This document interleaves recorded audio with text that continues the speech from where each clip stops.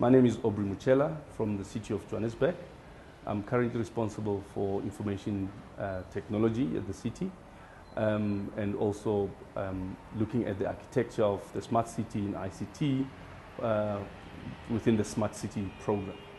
The city of Johannesburg is in the center of South Africa.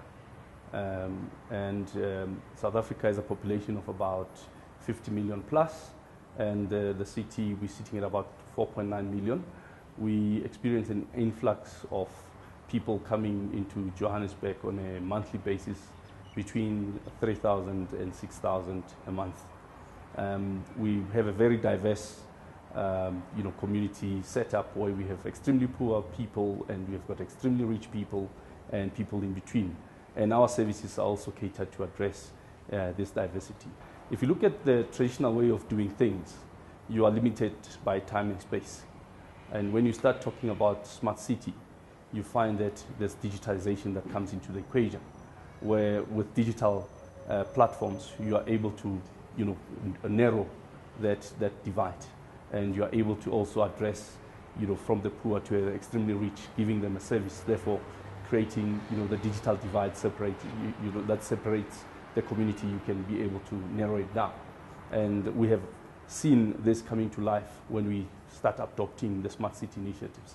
There are a lot of value that we have seen in case studies that we have explored for other areas. And the case study that is very relevant for the city of Johannesburg is that of New York, where they had actually consolidated their different utilities and services into one city, and we're looking at that as well. And we think the smart city approach will actually make it easier for us to implement such.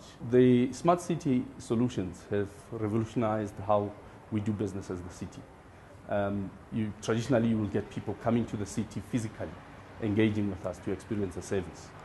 With the use of smart technology solutions, we're able to implement things like smart meters. We've brought in mobility solutions that helps with customer engagement. We've brought in smart parks.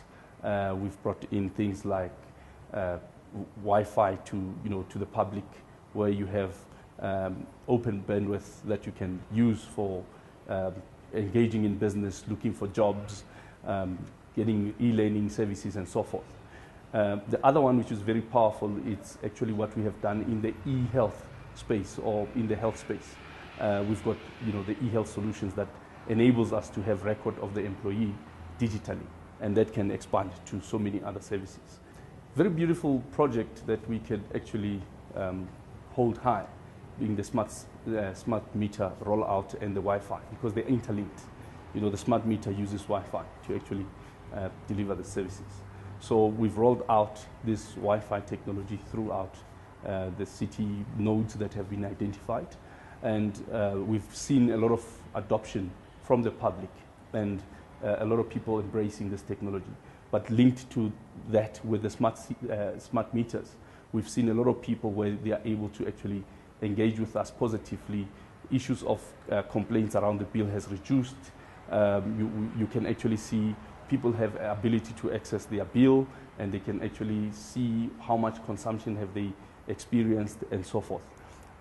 One case in point is when we experienced load shedding.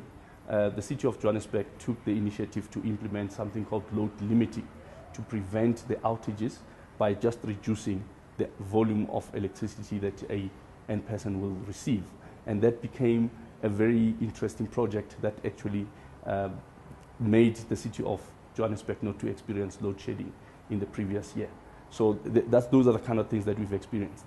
But on the negative side, the biggest challenge is when communities are involved. You have to roll out smart city projects at a vast scale of geographical dispersed areas. And when you engage with the community, sometimes they reject those services. So in order to make sure that these things are done, you need to bring in the design thinking into equation, where the customer or the community is actually entrenched in that. You need to learn the community. You need to make them part of the solution. They have to embrace the solution. When implementing the smart city solution, it's very key to get the backing of the shareholders or your stakeholders or your political investors. So you need to have that in check. The second thing is that you need to make sure that you use that political backing to engage the communities and address the community solutions.